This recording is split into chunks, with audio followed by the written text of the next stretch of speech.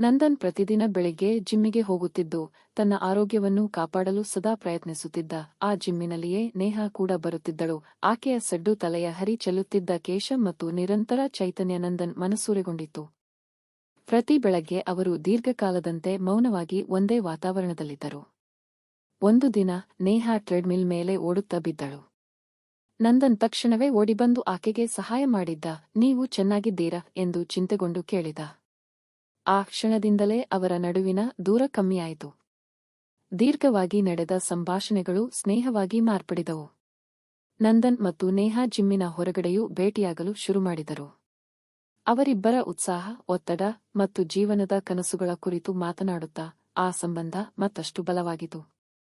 ಒಂದು ದಿನ ಜಿಮ್ಮಿನ ಹೊರಗೆ ಇದ್ದ ಹೊತ್ತಿಗೆ ನಂದನ್ ತಾನು ಜೀವನದ ಈ ಪಯಣದಲ್ಲಿ ನೇಹಾಳ ಜೊತೆಯಾಗಿ ಸಾಗಬೇಕೆಂದು ನಿರ್ಧರಿಸಿದ. ನೇಹಾ, ನಿನ್ನ ಜೊತೆ ಇರುವುದು ನನ್ನ ಜೀವನದ ಅತ್ಯಂತ ಉತ್ತಮ ಭಾಗ. ನೀನು ನನ್ನ ಜೀವನದಲ್ಲಿ ಇರುವಂತೆ ನಾನು ನಿನ್ನ ಜೀವನದಲ್ಲಿರಲು ಬಯಸುತ್ತೇನೆ ಎಂದನು. ನೇಹಾಳ ಮುಖದಲ್ಲಿ ಮುಗುಳ್ನಗೆಯೂ ಮೂಡಿತು. ನಾನು ಕೂಡ ನಿನ್ನ ಸಂಗತಿಯನ್ನೇ ಇಷ್ಟಪಡುತ್ತೇನೆ ಎಂದು ಹೇಳಿದಳು. ಈ ಹೊಸ ಅನುಭವ ಮತ್ತು ಪ್ರೀತಿಯ ಸಂಗತಿಗಿಂತ ಬಲವಾದ ಶಕ್ತಿ ಅವರು ಜಿಮ್ಮಿನಲ್ಲಿ ಕಳೆದುಹೋದ ಎಲ್ಲಾ ಗಂಟೆಗಳಿಗಿಂತ ಹೆಚ್ಚಾಗಿತ್ತು. ಆದ್ದರಿಂದ ನಂದನ್ ಮತ್ತು ನೇಹಾಳ ಸಂಬಂಧವು ಜಿಮ್ಮಿನಲ್ಲಿ ಹುಟ್ಟಿ ಮುಂದೆ ಎಲ್ಲೆಲ್ಲಿಗೂ ಹೋಯಿತು. ನಂದನ್ ಮತ್ತು ನೇಹಾಳ ಪ್ರೀತಿ ಜಿಮ್ಮಿನಲ್ಲಿ ಪ್ರಾರಂಭವಾದರೂ ಅದು ದಿನದಿನಕ್ಕೂ ಮತ್ತಷ್ಟು ಆಳವಾಗಿ ಬೆಳೆಯತೊಡಗಿತು. ಅವರು ವೀಕ್ಷಣಾ ಹಾಲ್ನಲ್ಲಿ ಕೂತು ತಮ್ಮ ಸಾಧನೆಗಳ ಬಗ್ಗೆ ಮಾತನಾಡುತ್ತಾ ಒಬ್ಬರಿಗೊಬ್ಬರು ಹೊಸ ತರಬೇತಿ ತಂತ್ರಗಳನ್ನು ಕಲಿಸುತ್ತಾ ಸಂಬಂಧವನ್ನು ಗಾಢಗೊಳಿಸುತ್ತಿದ್ದರು.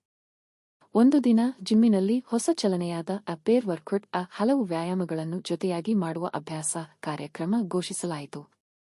ತರಬೇತಿದಾರರು ಆ ಯೋಜನೆಯಲ್ಲಿ ಪಾಲ್ಗೊಳ್ಳಲು ಪ್ರೇರೇಪಿಸಿದರು.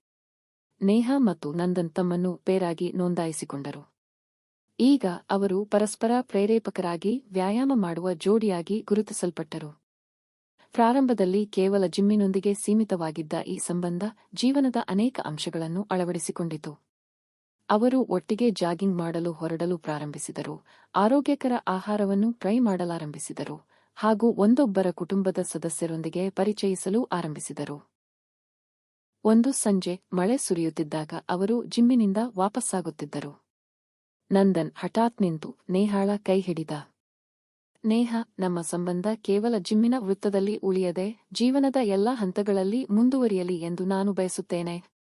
ನೇಹಾ ನಿಗಾ ಮೂಡಿಸಿದಳು, ಮುಖದಲ್ಲಿ ಮುಗುಳ್ನಗೆ. ನಾನು ಹೌದು ಎಂದೆನಿಸುತ್ತಿದೆ ನಂದನ್. ಈ ಮಾತಿನೊಂದಿಗೆ ಅವರ ಪ್ರೀತಿ ಹೊಸ ಹಂತಕ್ಕೆ ಜಾರಿತು. ಜಿಮ್ಮಿನಲ್ಲಿ ಹುಟ್ಟಿದ ಪ್ರೀತಿ ಜೀವನವನ್ನೇ ರೂಪಿಸುವ ಸಂಬಂಧವಾಗಿ ಬದಲಾಗಿದೆ. ಒಂದು ದಿನ ನೇಹಾಳ ಮನೆಯವರು ನೇಹಾಳನ್ನು ಮನೆಯಲ್ಲಿ ಒಬ್ಬಳನೆ ಬಿಟ್ಟು ದೇವಸ್ಥಾನಕ್ಕೆ ಹೋಗಿದ್ದರು. ಆಗ ನೇಹಾಳಿಗೆ ನೆನಪಾಗಿದ್ದು ನಂದನ. ಆಗ ನಂದನಿಗೆ ಫೋನ್ ಮಾಡಿ ಮನೆಗೆ ಕರೆಸಿಕೊಂಡಳು. ಸುಮಾರು ಗಂಟೆಗಳ ಕಾಲ ಇಬ್ಬರು ಸ್ನೇಹಾಳ ರೂಮಿನಲ್ಲಿ ಕಾಲ ಕಳೆದರು. ಏನೆಂದರೆ ಸ್ನೇಹ ನಂದನ ನಡುವೆ ಆ ಕೆಲಸ ಮುಗಿದೋಗಿತ್ತು. ಅಲ್ಲಿ ಇಬ್ಬರೂ ಟೈಮ್ ಸಿಕ್ಕಾಗೆಲ್ಲ ಅವರು ಅದೇ ಕೆಲಸ ಮಾಡಿಕೊಂಡು ಇದ್ದಾರೆ. ಈ ಕತೆ ಇಷ್ಟ ಆಗಿದ್ದರೆ ಬೇಗನೆ ಸಬ್ಸ್ಕ್ರೈಬ್ ಮಾಡಿಕೊಳ್ಳಿ.